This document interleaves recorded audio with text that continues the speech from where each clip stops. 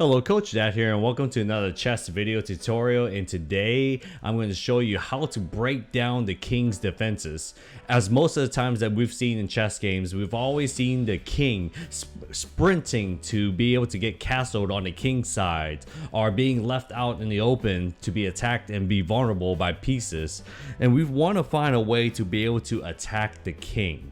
The main point of the game at the end of the day is to be able to attack the king. Chess players love to find ways to hunt down the king. So if there's a way to be able to break this down for you, we're going to find ways to break down this crazy castle or this crazy defenses that the king has set up, and be able to find some vulnerabilities in these examples that we're going to see right here. Before we can learn how to break down our opponent's king's defenses, we need to know how our pieces are going to attack. In this very basic example I'm going to show you right now is white is to move, and white is covering this entire file right now where the king cannot go. And of course, both of their rooks are being stuck right here and is unable to block any potential checks that we see in the future. White is going to move its rook to h1, creating a checkmate. Number one is check, and number two, the king cannot run away. Generally, what happens is the king is normally surrounded by pawns and is very much guarded or protected until more pieces are traded off on the board. Then the king can decide to choose to run out and be able to support the pawns in the pawn march. We're going to take this example in a little bit more complicated practice that we're going to have here. Before we begin with the next few examples, I invite you to open up the chessboard and be able to set up the pieces exactly like the way that I'm going to set up right here. You see these numbers right here in the top right hand corner. Feel free to press the pause button, be able to set up your chessboard and follow along with me.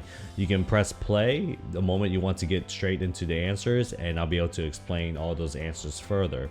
I want you to be able to practice at home, whether if you decide to move the pieces with your hands or decide to try to visualize how the movements are going to be made inside your mind. Therefore, we're going to continue to practice, and we're going to increase our level of recognition for these patterns on a chessboard. We're going to carry over the concepts from the last example. In this example right here, we have black, who is one move away from winning with a checkmate with the queen going to b2. Can you find the best move for white in this example?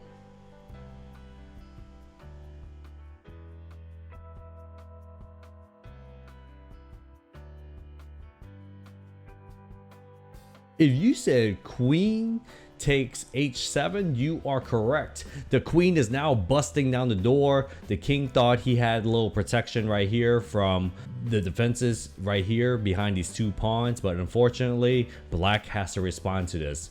Black can only respond by king takes queen on h7, and white comes back with a great move from our example from last time, being able to cover up these two files right here. Remember, initially black thought it was defended by these two pawns right here, but white is able to sacrifice this queen right here, and black has to respond by taking the queen, and then white comes in with two great attacking pieces coming all the way up here along the G and the H file.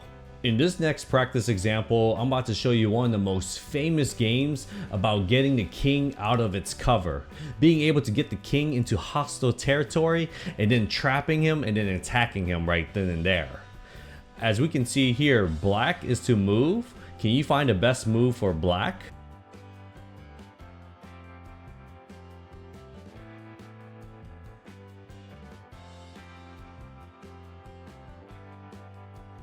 If you said queen takes h3, you are correct. The queen is going to sacrifice itself to open up position of the king right here, and the king answers by taking the queen, now creating what we call the death march. This is what we call the death march of the king. We're going to put the king into hostile territory, taking it out of its defenses, and now we're going to continue to attack as black. What black does next is to respond rook to h6, checking the king down the line, and the king can only move to this square right here because this pawn is guarding the square. So now the king has to move here. So the king comes here to g4. Now the knight comes in to check the king on g4 by moving to f6. The king has a couple of options right now. Of course, if it decides to move here, the knight can simply come here to block the rook from coming in to defend its king out in the open, and now created a nice discovery check on this king. This king cannot capture this rook because it's guarded by this knight. So the king kind of has two options, either to capture this knight back or to move over here to f6. Regardless of the result, even if the king decides to capture this knight right here, we then can play rook to g8, attacking all down this line right here. And of course, the king can only have one square to go to. It can only go to f5. And when the king moves to f5, the ultimate checkmating move is going to be rook to f6.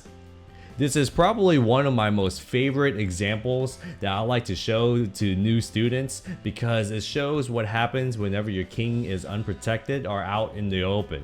And of course, we're always trying to find ways to be able to exploit the king's position by putting rooks into open files, into open positions, because they are hunters. They are hunters on the chessboard as long as they have open space, being able to attack down in open rows and open lines right here. The most common mistake that beginner players make is thinking if the opponent's king is out on the second rank, that they have gotten a very good position on them and that they have compromised their safety. But what I can assure to you is that that's not the case in this example. The example that I'm about to show you is if knight comes over here to g5 and then black responds back with h6, knight is going to take the pawn on f7. So we can see here this knight is being guarded over here by this bishop.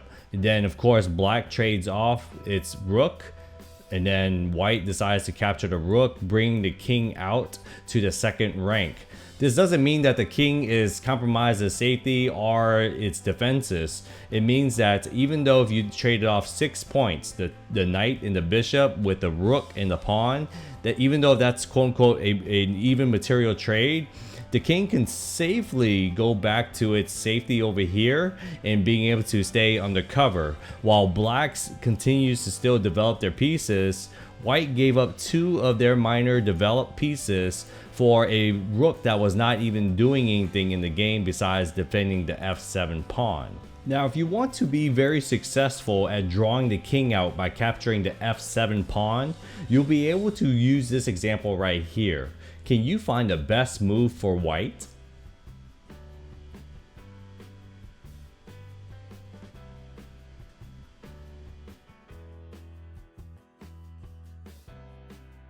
If you said bishop captures f7, that is the correct answer. Of course, black is going to respond with capturing this bishop, or else this bishop will just capture this rook right here. So black captures this bishop and then goes out and opens the door just a little bit to the castle and to this guarded position. And then what white does next is to offer up another piece as well, a free queen. But is this queen really free? What black can decide to do is run back into his defenses, but a checkmate is imminent when white decides to play g5 and eventually creating the queen's bear hug right here. There'll be no way to defend this potential checkmate in this position. However, black does decide to take the free queen right here on e6. Decides to open the door and take a little stroll out into the street, into the middle of the board.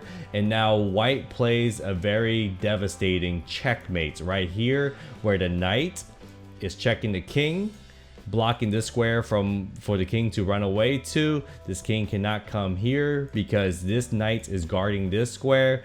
This king cannot go to these 2 squares because both of these pawns are guarding here. So this here, it shows what happens when a king starts to come out of their protection in the safety. and then these pieces are able to attack right here in the middle of the board. For this example, it seems like black has a very nice defended position right here, and black decides to try to play a move to try to kick this knight out from the middle of the board in order to try to open up the board a little bit more. So what black decided to do is play f6, and we can see here white has a move to play. Can you find the best move for white?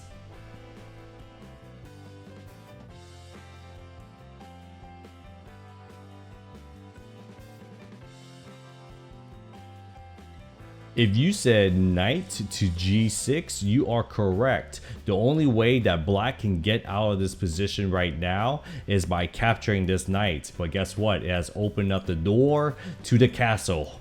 And then we know that rooks love to be in open files and open ranks in order to attack the king. And white's next best move is going to be coming here and going to checkmate the king all the way down this line. Again, the king's castle's doors opened up by the knight coming here to checking it and opening this opportunity for this king to be checkmated by breaking down the defenses right here. Thank you very much for watching this tutorial on how to break down the defenses of a king and being able to draw those kings out into a big open position, so that way you can have a higher chance of checkmating your opponents. We hope that you are able to follow along with everything that we've able to do today in these examples, and I appreciate you very much for watching this entire video. I hope that this continues to help you out with your chess game. As you continue to practice and practice more, you're going to get better and better. I guarantee that. So again, continue to practice. Good luck on your chess, and I look forward to seeing you on the next video.